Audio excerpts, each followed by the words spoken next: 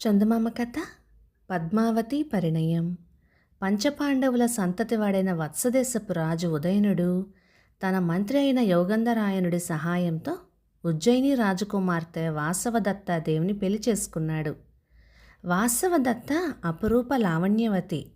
వత్సరాజుకు రాజకార్యాలలో ఆసక్తి లేదు. మొదటి నుంచి అతనికి సంగీతమందు వేటయందు మక్కువ జాస్తి. ఇప్పుడు వాసవదత్తాదేవి అతని మనస్సుని పూర్తిగా ఆక్రమించింది.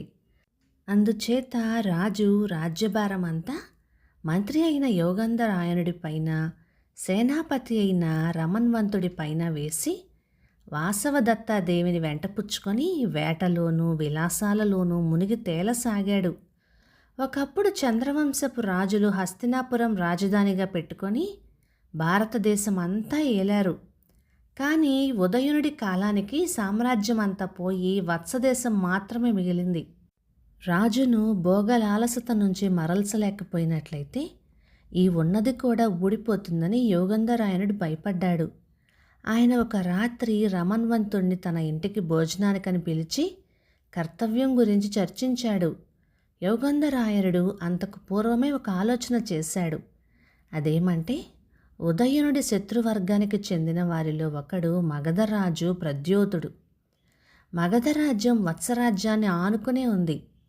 ప్రద్యోతుణ్ణి ఏ విధంగానైనా కూడదీసినట్టయితే ఉదయనుడు సామ్రాజ్యం సంపాదించడానికి వీలు ఏర్పడుతుంది. ప్రద్యోతుడికి పద్మావతి అనే కుమార్తె ఉంది. ఆమె చక్కని చుక్క, లక్షణవతి.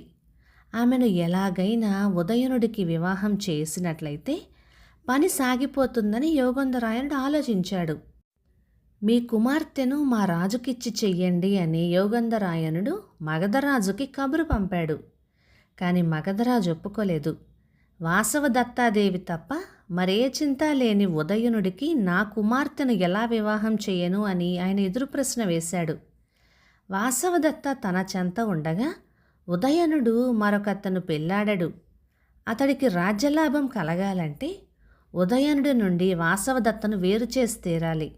దానికి కూడా ఒక ఉపాయం ఆలోచించాడు యోగంధరాయనుడు.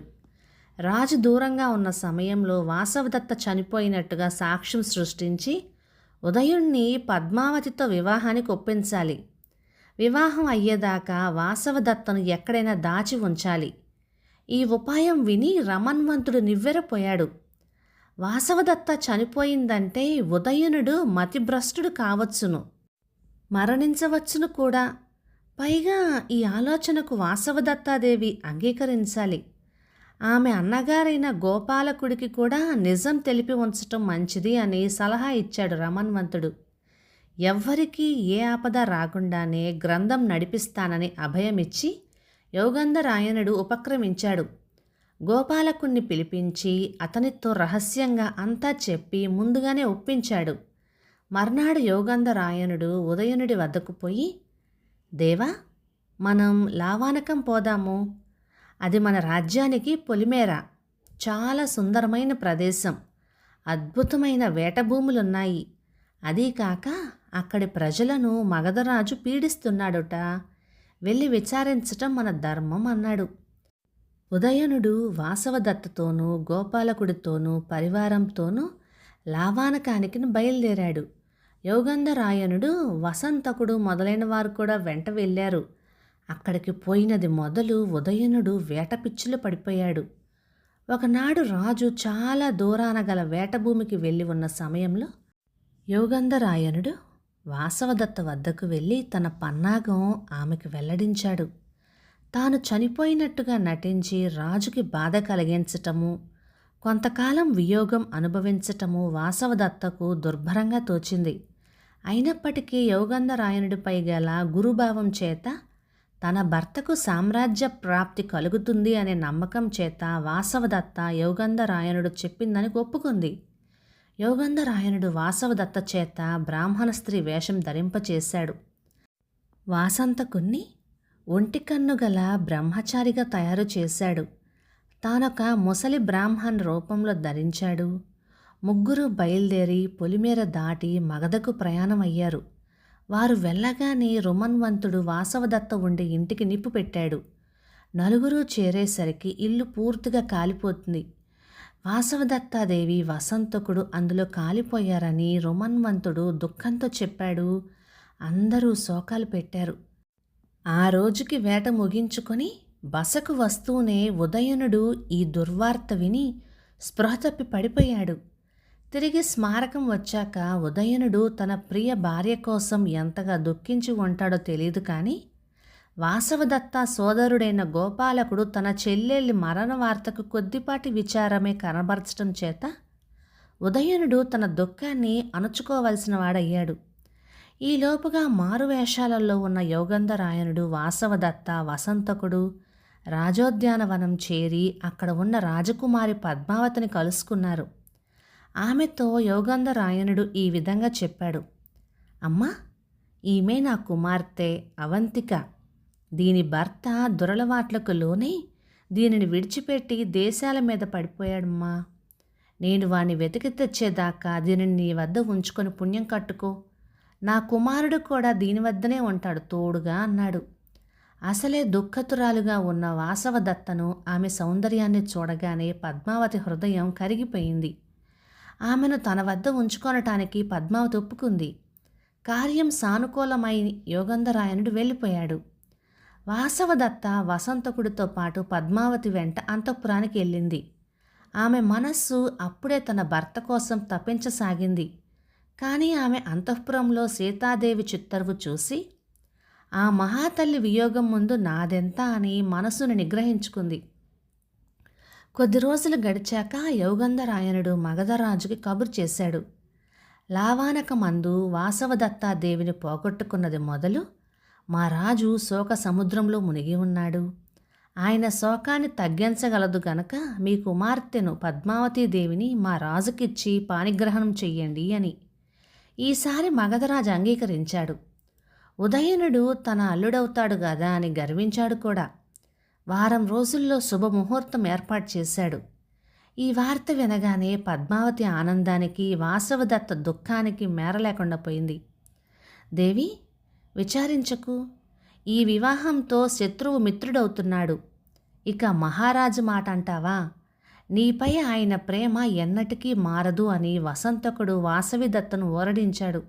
సరిగా ముహూర్తానికి ఉదయనుడు సపరివారంగా వచ్చి చేరాడు. మహావైభవంగా వివాహం జరిగిపోయింది.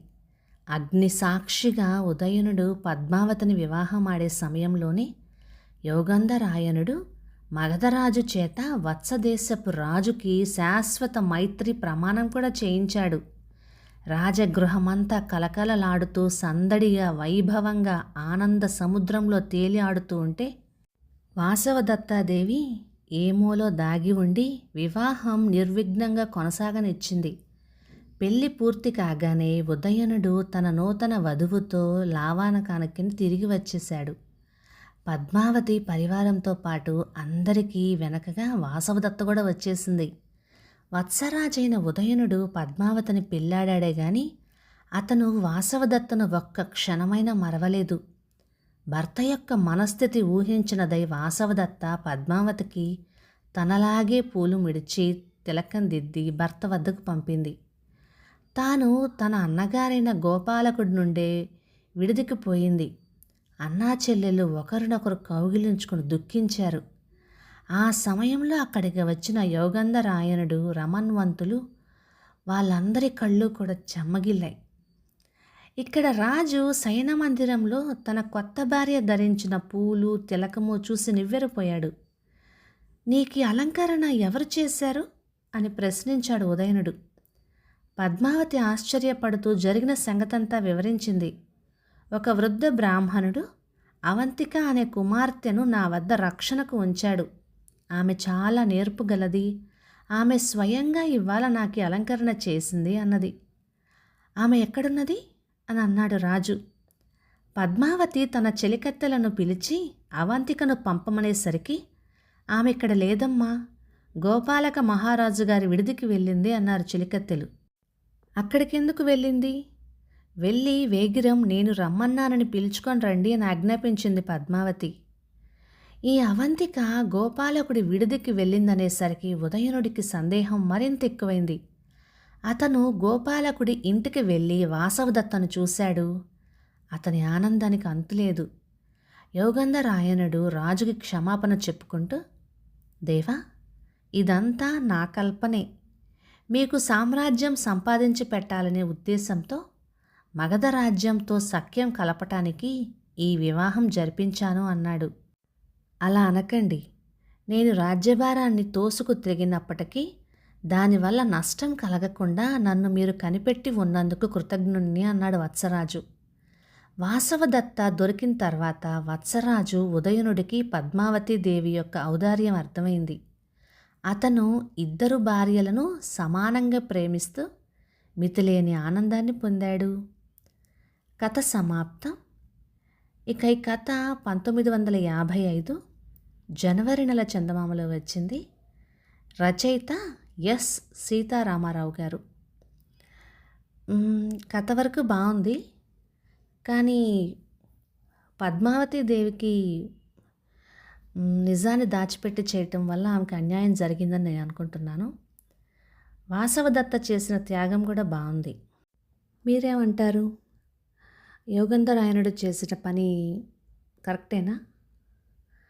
ఏమో, మీ అభిప్రాయాన్ని కామెంట్లో చెప్పండి. ఇక ఈ కథ మీకు నచ్చినట్లయితే లైక్ చేయండి, షేర్ చేయండి.